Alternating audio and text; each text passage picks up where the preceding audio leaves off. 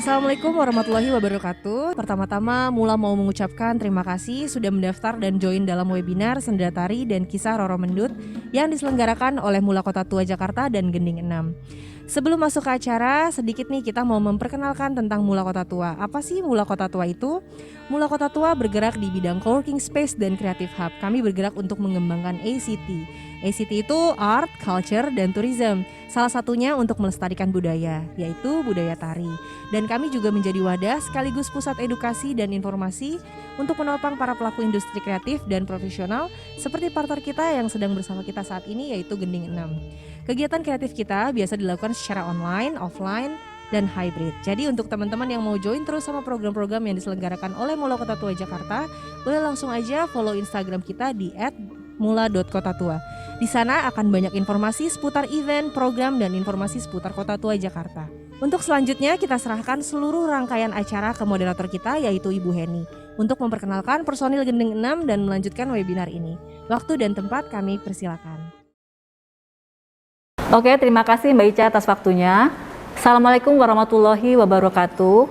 Salam sehat buat kita semua. Alhamdulillah, puji syukur kita panjatkan kepada Tuhan Yang Maha Esa bahwa pada sore hari ini kita semua dalam keadaan sehat walafiat sehingga bisa berkumpul dalam keadaan sehat tidak kurang suatu apa.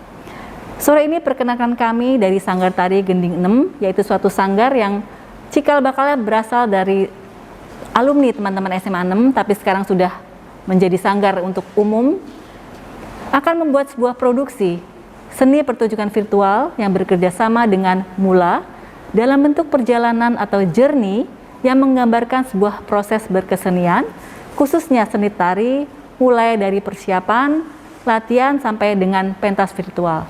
Dan cerita yang akan ditampilkan adalah legenda Roro Mendut. Untuk itu kami perkenalkan sahabat-sahabat saya dan teman-teman saya terkasih, pelaku seni yang menjadi narasumber pada siang ini, yaitu Mas Kentus Teguh Ampiranto atau dikenal dengan Mas Kentus. Beliau seorang seniman, penari, pemain, dan sutradara wayang orang.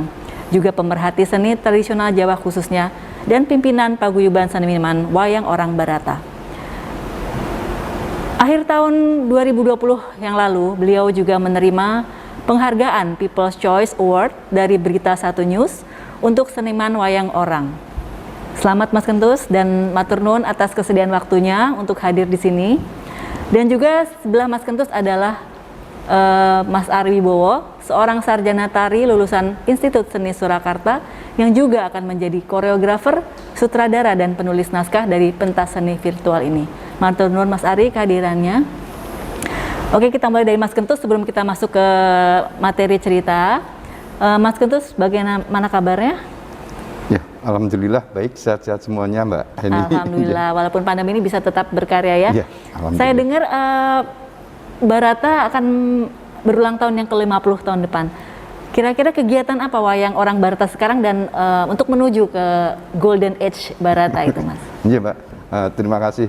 Ya memang tepatnya nanti tanggal 5 Juli tahun 2022 Wayang Orang Barata genap berusia 50 tahun. Oh, 2022 ya, tahun 5 Juli ya Mas? Ya, 5 Juli. Namun dari Juli tahun ini kita udah merencanakan program-program, rangkaian program untuk menuju Barata Emas. Di situ ada karya anak panggung, ada seminar, ada lomba tata rias, tari, dan lain sebagainya yang berkaitan dengan wayang orang.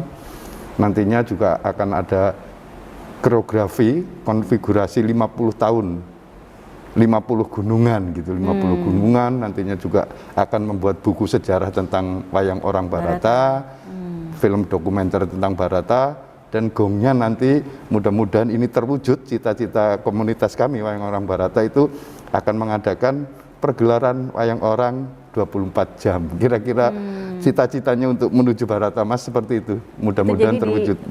Puncak acaranya itu ya Mas? Puncak acaranya wayang orang 24 jam. Sepertinya menarik karena belum ada ya Mas wayang orang 24 jam ya Mas? Belum ada, yang ada masih apotek. apotek 24 jam. Wayang orang belum ada. Restoran 24 jam juga ada tuh. Mudah-mudahan terwujud ini. Alhamdulillah, mudah-mudahan kita semua sebagai pelaku tari, penonton, pemirsa juga, dan pelaku seni dimanapun berada, insya Allah ikut mendukung ya Mas, ya, mensupport kegiatan Barata ini. Saya harapkan juga begitu, atas mohon dukungannya, dukungan doa dan apapun itu supaya semua ini terwujud. Insya Allah karena lancar sampai tahun amin, depan. amin, karena ini momen sekali Mbak, 50 tahun benar, Barata sudah berkiprah di dunia kesenian khususnya wayang orang. Alhamdulillah, mudah-mudahan semua terwujud.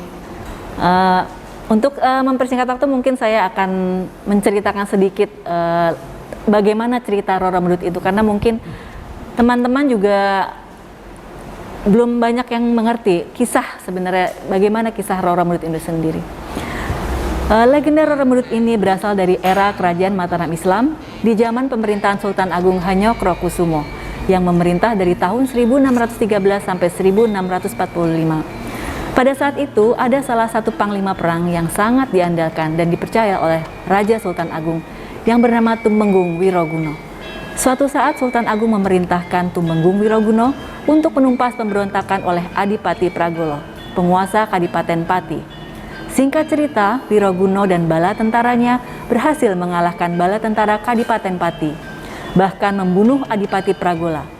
Sebagai pihak yang kalah, Kadipaten Pati wajib menyerahkan pampasan perang, tidak hanya kekayaan dalam bentuk materi, wilayah, tetapi juga para budak dan selir. Di antara para perempuan yang diserahkan sebagai pampasan perang, ada seorang gadis menawan dan populer, yang bahkan sampai Adipati Pragola gugur menolak untuk dijadikan selir. Gadis ini bernama Roro Mendut. Roro Mendut lalu dibawa ke Mataram oleh Sultan Agung. Mendut justru dihadiahkan kepada Tumenggung Wiroguno. Dari sinilah cerita atau legenda ini bermula. Wiroguno yang ingin menjadikan Mendut selir ditolak keras oleh Mendut, karena ternyata diam-diam Roro Mendut telah mempunyai tambatan dan pujaan hatinya, yaitu Prono Citro. Mungkin pertama-tama Sanggar Tari Gending Enem ini akan mempersembahkan suatu bentuk pagelaran kesenian yang berupa sendera tari. Nah, saya ingin tanya kepada Mas Ari atau Mas Kentus, mungkin apakah sih sebenarnya sendera tari itu apa? Artinya definisi dari sendera tari itu sendiri apa? Monggo Mas.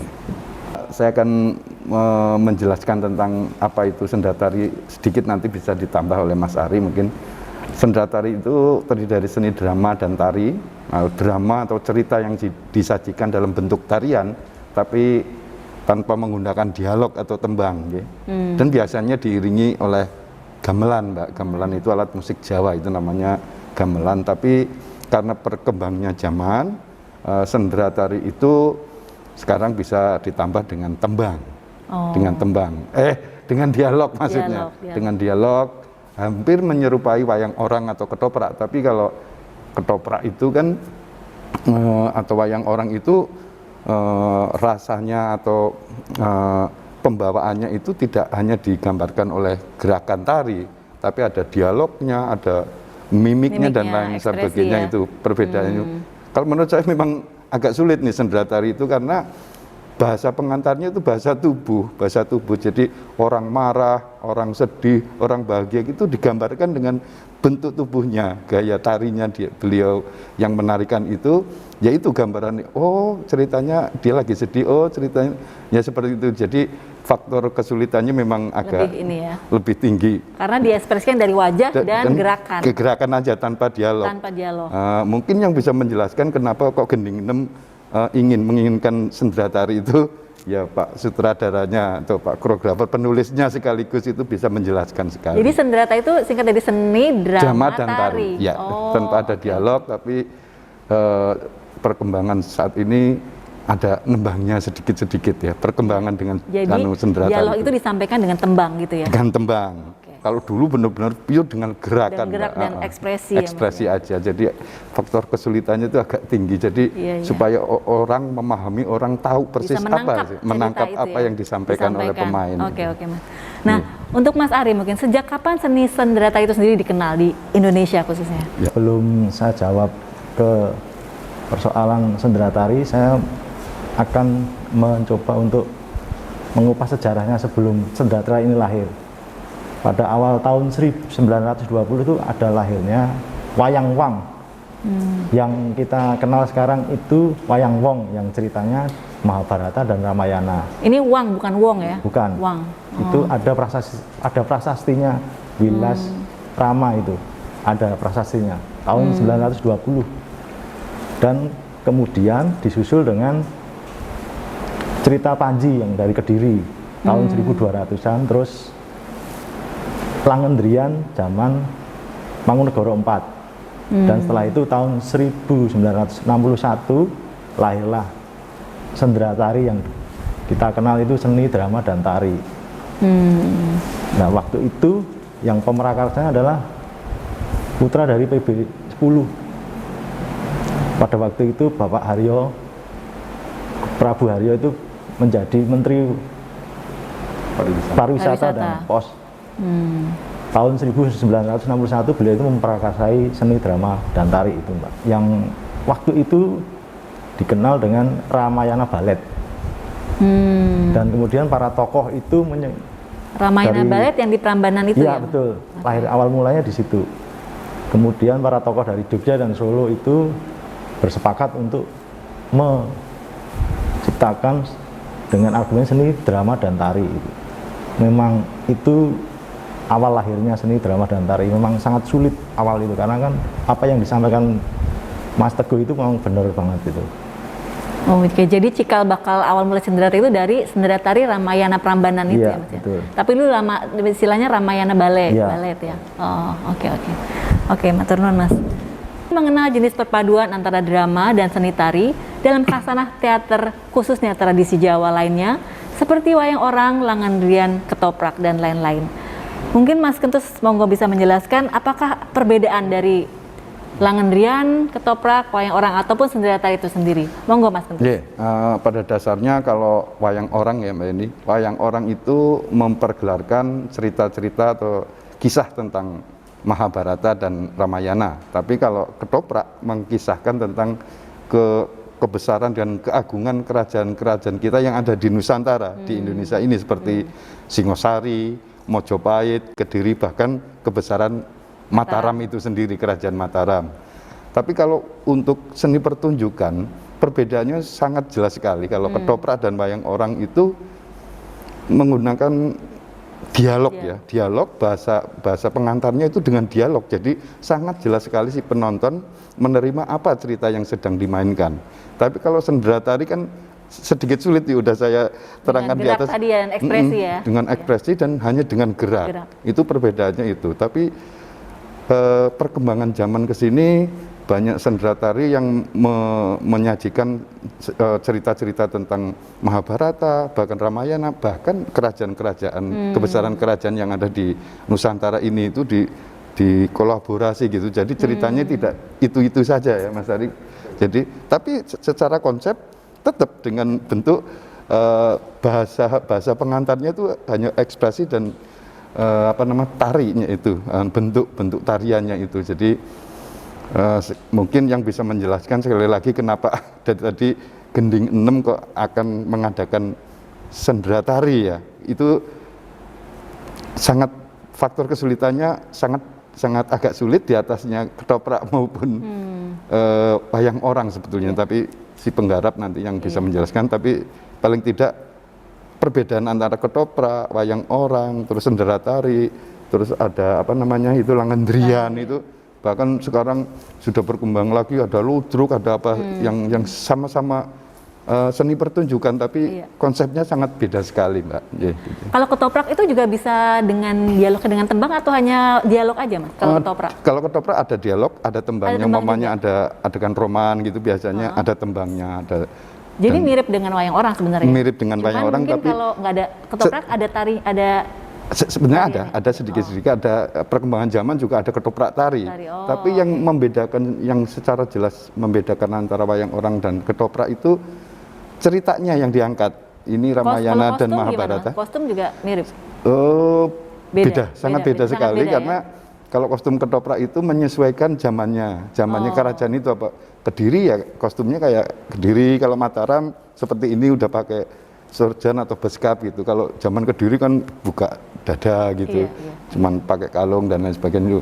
Perbedaan yang jelas itu ceritanya yang diangkat itu. Kalau ini kerajaan-kerajaan, kalau Ramayana dan Mahabharata itu yang biasa diceritakan oleh wayang orang gitu. Tadi Mas Kentu sudah menjelaskan sedikit perbedaan ya antara Langendrian, Sendratari, wayang orang, ketoprak. Mungkin untuk pemirsa supaya lebih jelas apa sih bentuknya, seperti apa sih ketoprak itu, wayang orang itu. Mungkin ada contoh sedikit video di berikut ini, monggo kita saksikan bersama. Dan akan melindungimu meskipun aku akhirnya mati sekalipun. Kok Kang Mas ngomongnya gitu sih? Ya, perumpamanya. Seumpama. Kang Mas jangan grogi dong samping saya. Enggak. Saya enggak lama.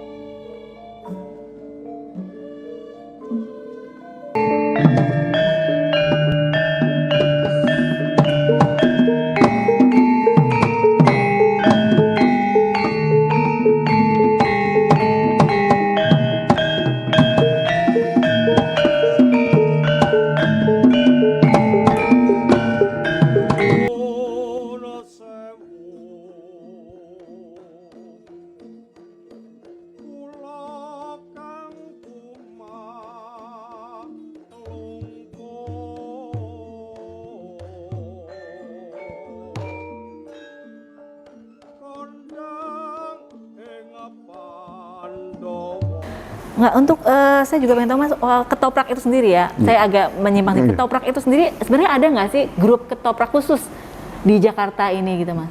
Ya, kalau grup ketoprak khusus untuk saat ini udah nggak ada Mbak. Udah nggak ada, Kalau ya? dulu Barata juga, kalau waktu mainnya masih setiap hari, itu ada wayang orang, ada ketoprak. Oh, oke. Tapi grup ketoprak yang dulu hebat-hebat sekali, banyak sekali di Jawa itu grup ketoprak. Siswa budaya. Kalau di Jakarta sendiri Mas? Kalau di Jakarta nggak ada, ya? nggak ada. Paling ada yang dulu ketoprak-ketoprakan di salah satu televisi. Oh, ketoprak humor itu Ya, itu ya, kan ya. pengembangan juga, pengembangan Iya. dari ketoprak yang asli, tapi ketoprak ini dihumorkan, tapi tidak menghilangkan benang merahnya, pakemnya itu tetap terjaga gitu. Ya makanya mungkin melalui wayang orang Barata itu kan biar ketoprak tuh diangkat lagi jadi nggak punah sama sekali ya Mas ya. Itu salah satunya yang akan Gending mempergelarkan itu kan cerita ketoprak itu. Roro Mendut di ketoprak sangat populer sekali. Legenda, cerita rakyat, sejarah itu bisa diketoprakkan. Tapi ini Gending Nem kan bentuknya Langendrian. Sendratari. Iya, oke. Oke, kita mungkin akan masuk ke cerita Roro Mendut itu sendiri ya. Cerita Roro Mendut itu sendiri terjadi di zaman apa ya kira-kira Mas Ari? Mungkin sebagai koreografer bisa menjelaskan. Cerita Roro Mendut itu sendiri itu pada masa zaman Sultan Agung sebenarnya Pak. Dan pada abad 16 waktu itu. Dan itu sangat populer di tanah Jawa cerita itu. Menurut Mas Ari, cerita Roro Mendut itu dikaitkan dengan versi dikaitkan dengan Romeo dan Juliet versi Indonesia. Apakah memang inspirasinya dari sana? Mungkin karena kita semua tahunya Romeo and Juliet, kisah romans tuh lebih terkenal Romeo and Juliet gitu ya. Jadi sebenarnya Roro Mendut dan Rodicat itu ya mungkin anak sekarang nggak tahu gitu mungkin. Monggo Mas Ari. Kalau menurut saya cerita Roro Mendut itu yang saya baca di versinya Romo Mangun itu sebenarnya kita duluan Mbak daripada Romeo and Juliet, karena perbedaannya sangat jelas. Di cerita Romeo and Juliet itu perbedaan antara kasta bangsawan, tetapi di cerita Roro Mendut itu sangat menarik, antara gadis pesisir yang hasil rampasannya itu Menggung Wiroguna pada saat itu karena mengalahkan Pragolo, Adipati Pragolo. Nah, Tumenggung Wiroguna itu mendapat rampasan yang sangat cantik di bawah, dan dari situ terlahirlah gadis pesisir yang sangat berani dan sangat cantik, cerdas. Pada masa itu Roro Mendut itu sangat terbukti bahwa perempuan pada saat itu sangat kuat dan dikagumi banyak orang, dan mungkin bisa ditambahi dengan dari Mas Kentut sebagai narasumber yang lebih. Jadi Roro Mendut itu sendiri sebenarnya sudah dijodohkan atau gimana dengan Adipati Pragola itu ya Mas? Belum, sebenarnya belum dijodohkan, Pak. Belum ya? Kalau menurut saya itu belum jodoh karena hasil rampasan dituntut untuk mau melayani Tumenggung Wiroguna. Dan kebetulan Roro Mendut punya keberanian untuk menolak kekuasaan pada saat itu. Ada Padahal Tumenggung Wiroguna itu seorang petinggi lah, pejabat Iya, yang pasti kaya gitu ya, Iya, Mas ya. betul. Kok seorang gadis desa gitu ya, seorang Roro Mendut nggak mau gitu ya. Mungkin apa karena Tumenggung Wiroguna udah tua ya, Mas? Udah sepuh. Dan jadi berarti yang bisa kita petik bahwa Roro Mendut tuh punya prinsip gitu ya, Iya, bahwa betul. memang dia akan mempertahankan cintanya gitu, tidak tergiur oleh harta, dengan kekuasaan, mungkin gitu ya. Mungkin Mas Kentus bisa mau menambahkan. Iya, Mbak ini Mas Ari, saya sedikit menambahkan tentang karakter si Roro Mendut itu. Jadi pada saat itu, pada saat perempuan-perempuan khususnya perempuan desa atau pesisir yang berbondong-bondong justru ingin dijadikan istri seorang pejabat lah, atau tumenggung dan lain sebagainya, lurah dan lain sebagainya, itu sangat-sangat ingin sekali. Tapi ada salah satu wanita yang pendiriannya tetap teguh, yaitu namanya si Roro Mendut itu, tidak silau dengan semua Harta, itu. ya. Tidak dengan harta, tidak dengan tahta, tidak dengan kekuasaan. Bahkan sangat-sangat memaksa sekali antara Adipati Pragola dan Tumenggung Wiroguna itu memaksa sekali untuk supaya gadis desa yang namanya Roro Mendut itu menjadi selir, bahkan mungkin selir yang nomor satu ya di tangan kanankan. Itu kan kalau pejabat-pejabat dulu banyak istrinya yang namanya selir-selir sampai puluhan gitu.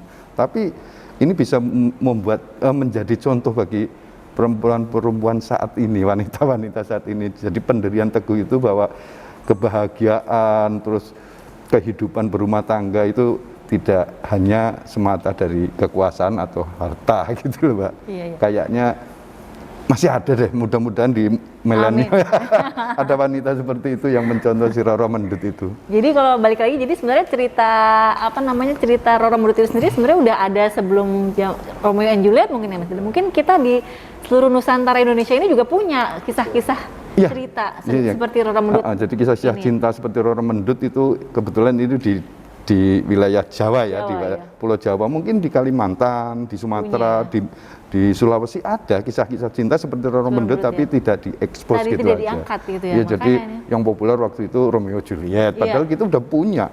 Zaman seperti ini juga dari zaman Panji itu udah ada gitu loh. Kisah cinta seperti itu yang tidak direstui oleh orang tua dan lain sebagainya karena kekuasaan, itu di cerita Panji juga udah ada sebetulnya. Jadi bukan nyontek sebetulnya cerita Roro Mendut itu, nyontek kehebatan cerita Romeo Juliet enggak. Ya. Oke Mas. Berikut ini kita saksikan tayangan cuplikan berupa film Roro Mendut. Sebelum kita menyaksikan nanti sendera tari Roro Mendut seperti apa yang akan ditampilkan oleh Gening. Monggo.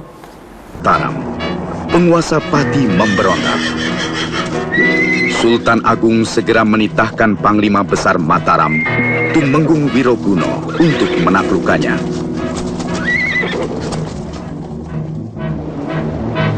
Lewat lembah dan pantai, bala tentara andalan Mataram yang gagah berani mengepung Pati.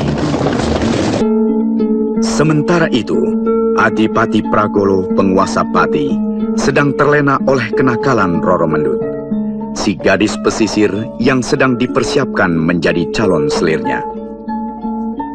Tiba-tiba, bala tentara Mataram menyerbu daerah kekuasaannya.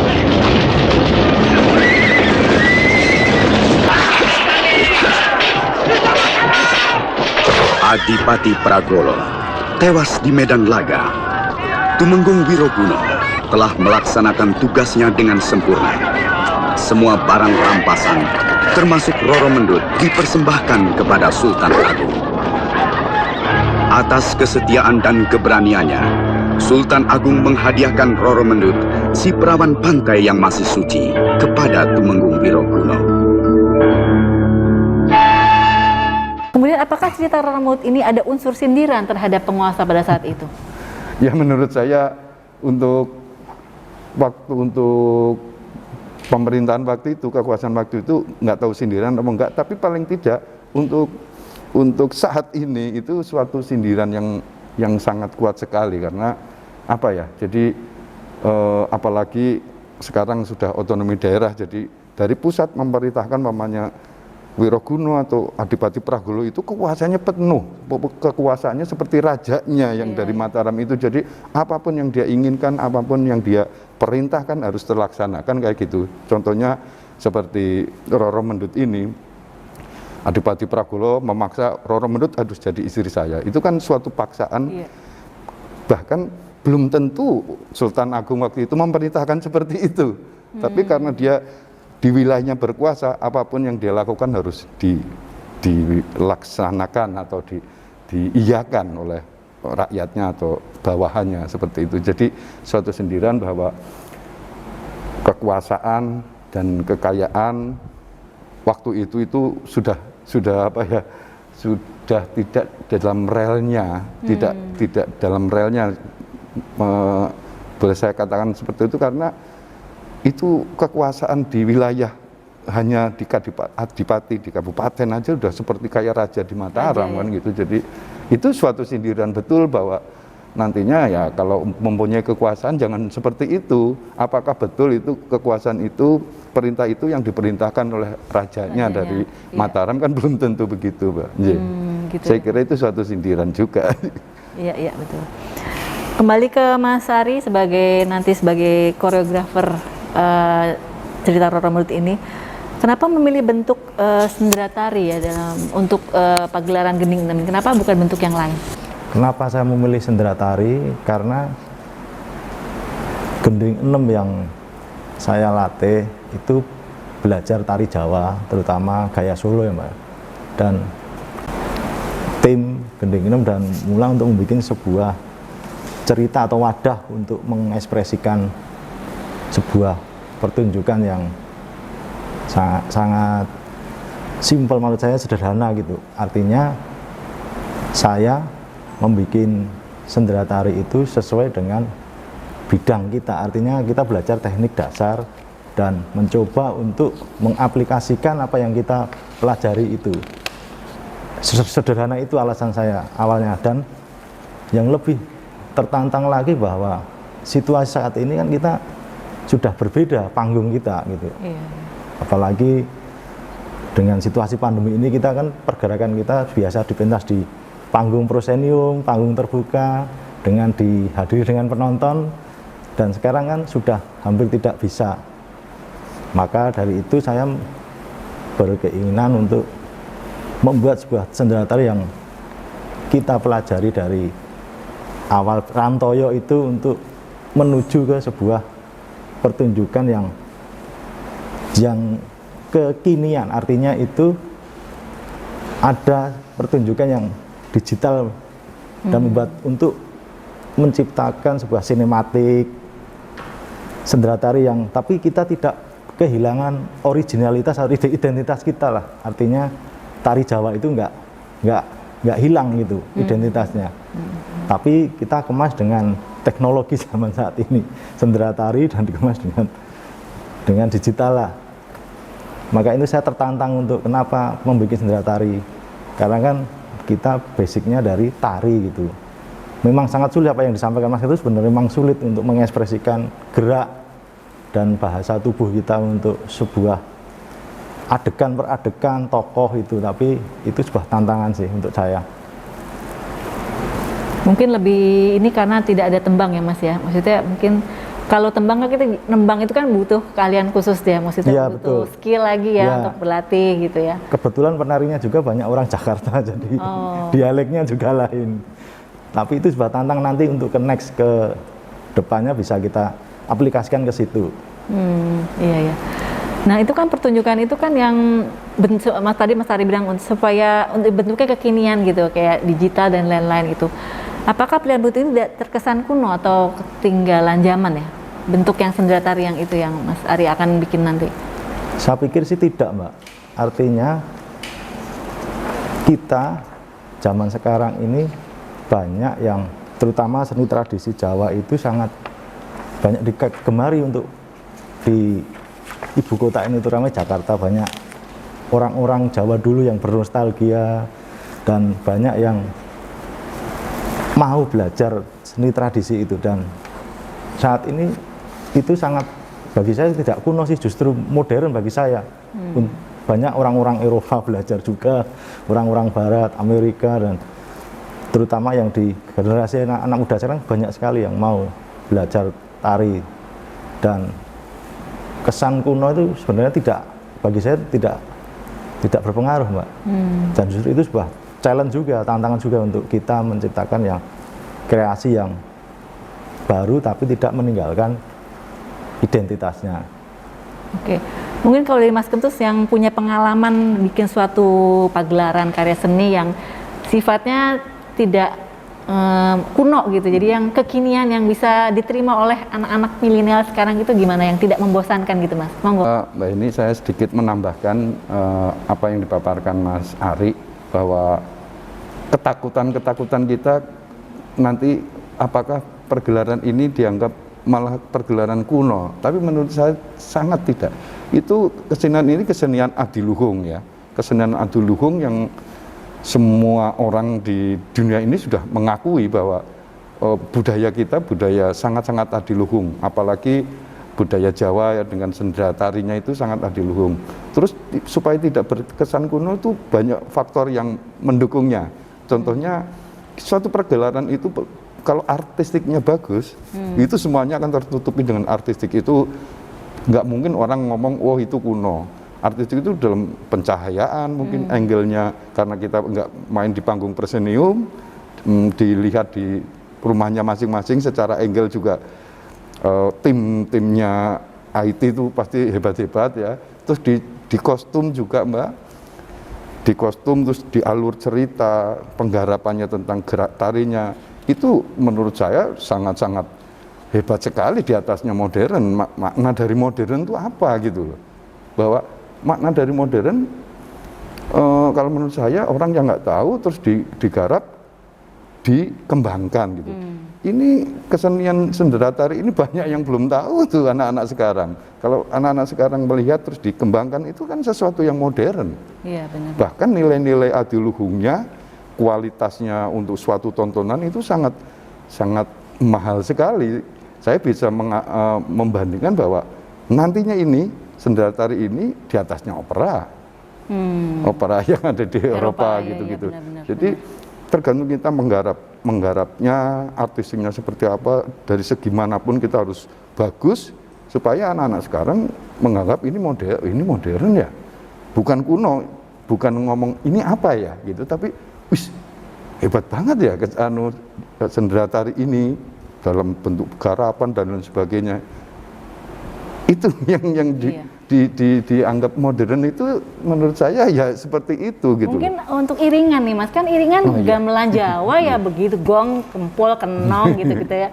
Nggak ada, mesti ya mungkin ya anak-anak ngantuk lah, apa anak sekarang gitu jarang mendengar musik tradisi yang gamelan gitu, itu boleh nggak masuk dikemas supaya lebih menarik atau lebih apa yang ini gitu untuk?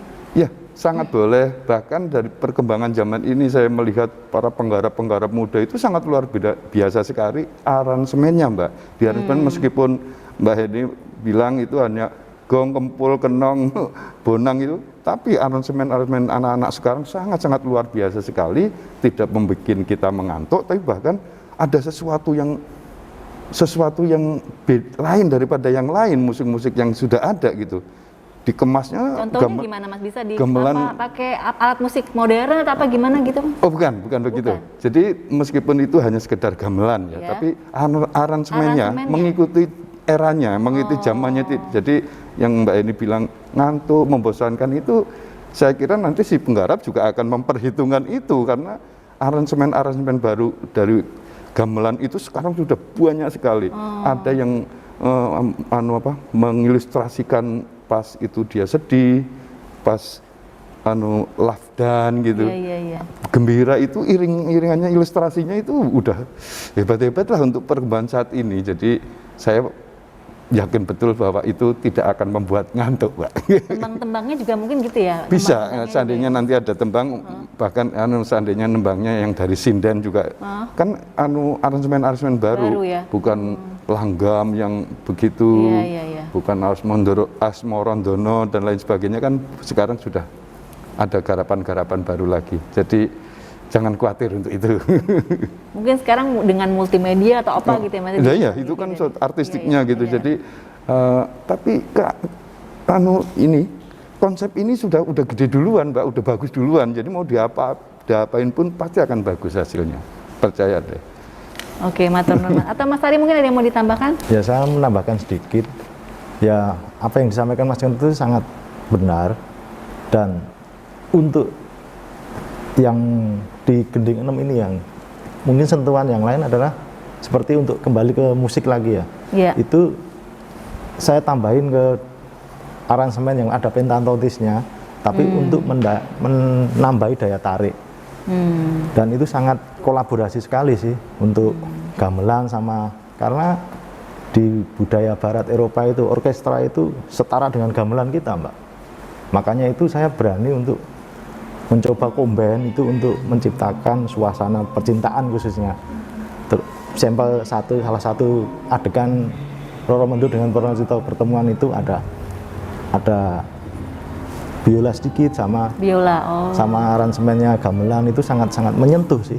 Dan dari situ kan penyampaian atau saya menawarkan sesuatu yang baru mungkin untuk di sendera tari ya. Mungkin di garapan-garapan kayak wayang dan sebagainya masih sudah pernah, tapi untuk sendera tari sendiri kan hampir belum disentuh untuk hal-hal seperti itu. Mungkin makanya saya menaruhkan hal yang baru itu. Iya.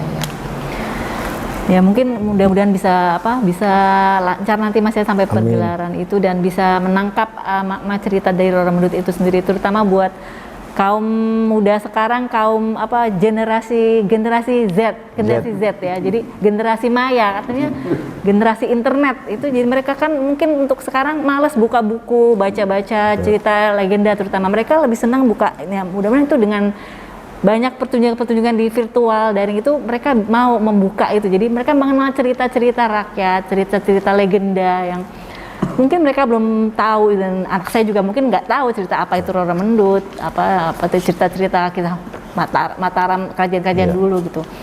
Jadi dengan pertunjukan Gending 6 ini untuk anak muda mau mengerti, mengenal kisah-kisah legenda, kisah-kisah sejarah dari bangsa kita, warisan leluhur budaya kita. Mungkin Mas Kentut ada yang menarik? Iya, sedikit aja. Jadi saya berharap juga, tapi secara fakta ya, ketoprak, wayang orang, sendera tari itu tidak hanya sekedar tontonan, Mbak, tapi itu tuntunan bagi kehidupan kita.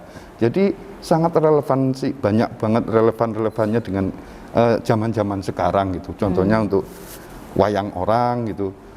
Di situ siapa yang salah akan kalah gitu-gitu, contoh-contoh seperti itu yang sederhana tapi mengena.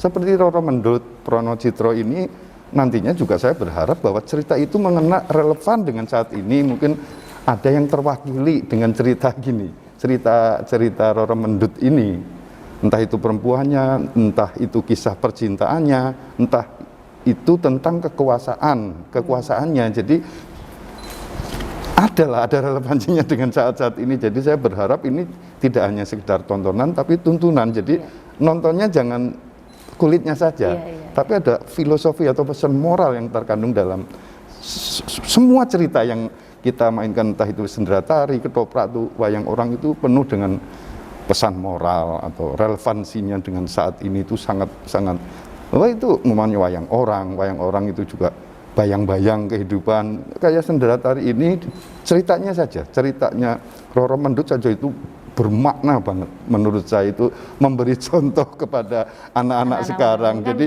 harus bisa kembali ke jati dirinya kita sendiri. Dan mereka bisa menangkap, bisa menangkap, menerima arti positif, maksudnya sesuatu yang positif dari cerita Roro Mendut ini, dan mungkin bisa menginspirasi juga ya, bahwa seorang wanita itu jangan silau dengan harta, gitu. Misalnya contohnya gitu ya. Toh nantinya hidupnya nggak bahagia kan gitu-gitu. Ya itu, yang penting itu sangat benar-benar kesenian kita sangat-sangat adiluhung sekali, Mbak. Oke, matur nuwun Mas Ari, Mas Kentut. Mungkin siang ini sampai di sini dulu talk show atau pembahasan kita tentang Roro Mendut. Nanti akan kita lanjutkan dengan sesi-sesi berikutnya dengan membahas lebih dalam mengenai karakter masing-masing tokoh di dalam cerita Roro Rembut itu. Monggo maturun Mbak Ica, silakan diteruskan.